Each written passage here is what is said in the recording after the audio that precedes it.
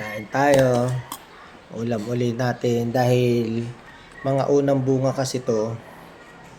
So,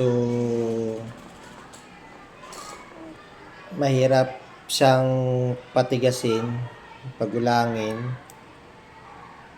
Kaya, ulamin na lang muna natin siya.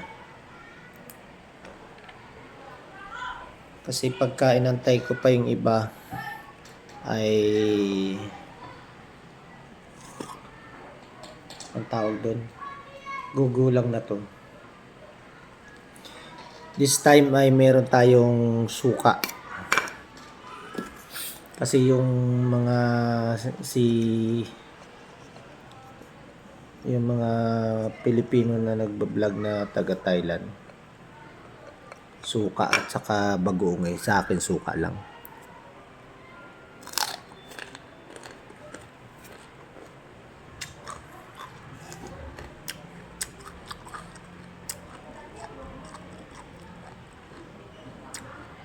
Parang kumakain ng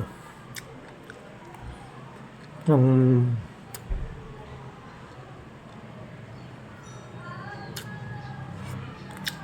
mas masarap siya sa ipil-ipil. Kasi manamis-namis.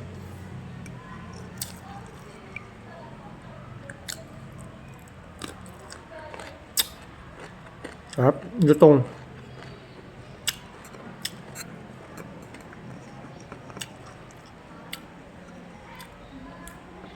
Mas may enjoy mo pala pag may suka.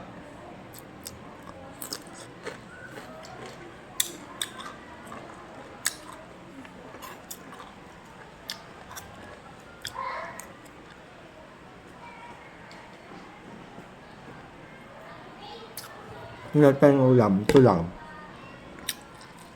Sitaw sa kasuka.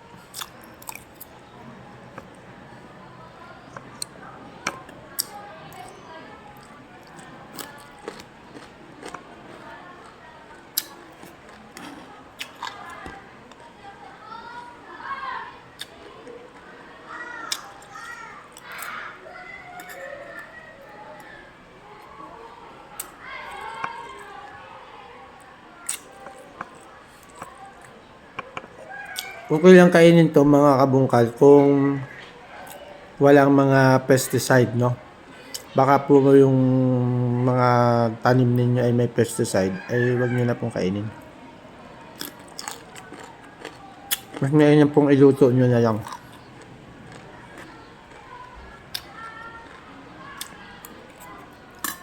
Pero kung alam nyo naman na walang pesticide, try nyo. Kasi mas mainam yung ma-experience nyo na kung ano yung lasa.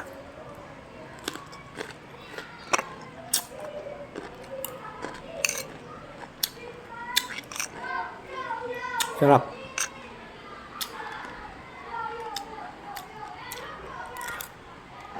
Hindi ko lang maano yung lasa niya, kung anong lasa talaga yung ano niya.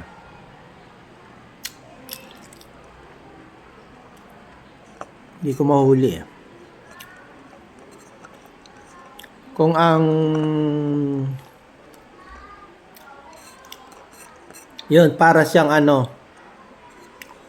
para siyang sayote. Yun. Nahuli ko din.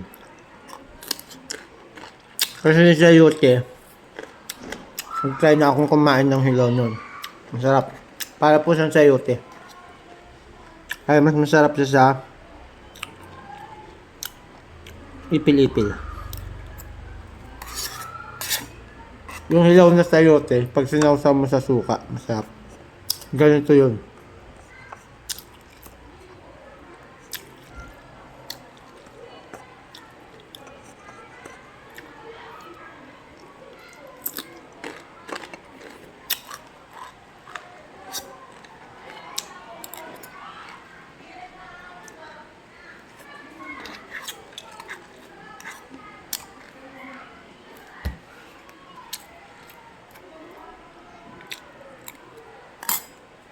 May nyam-nyam.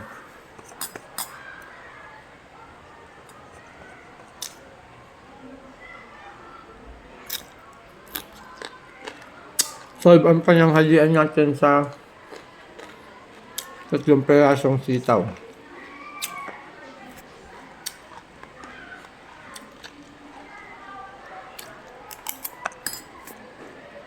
Common na to sa mga Thailander, common na to. Pero dito sa atin sa Pilipinas,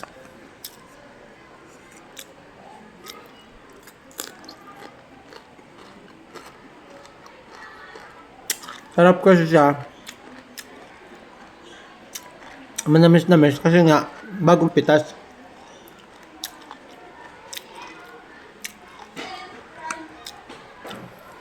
Ayo.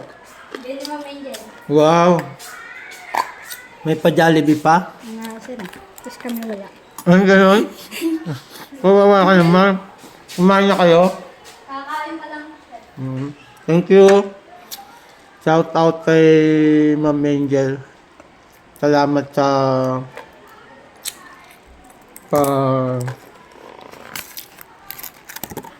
Chicken Joy.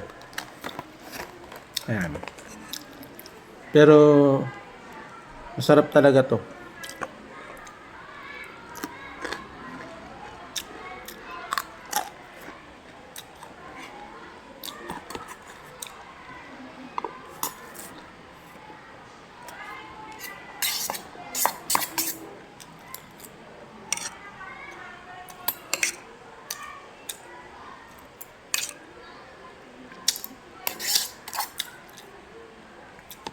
Masarap na sa suka.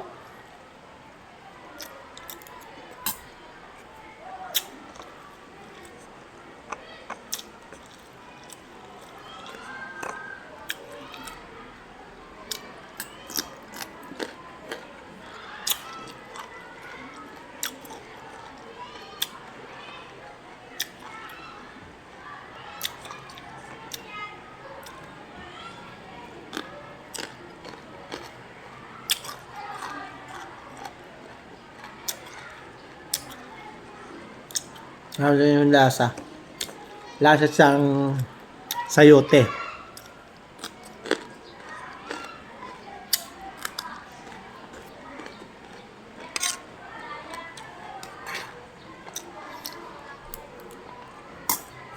Tapos may panghimagas tayo dito. Sabi ng mga bata, alateris daw.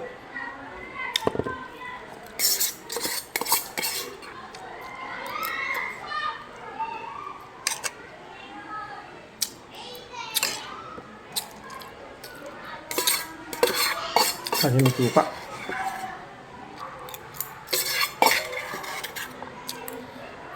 Thank you for watching mga kabungkal. Salamat sa panonood.